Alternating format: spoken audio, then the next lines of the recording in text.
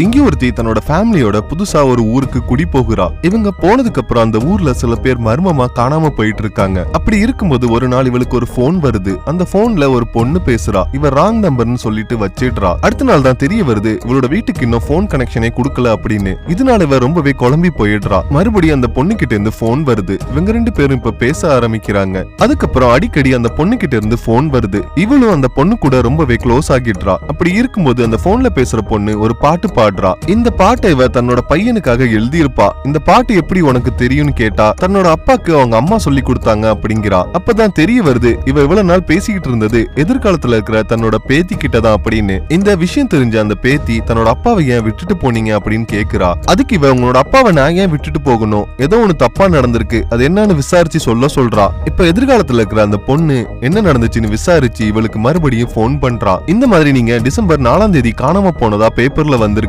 நீங்க காணாம போன அன்னைக்கு வெள்ளை சாரி கட்டியிருந்தீங்க அப்படிங்கிறா. இத கேட்ட இவ ரொம்பவே அதிர்ச்சி ஆகிடுறா.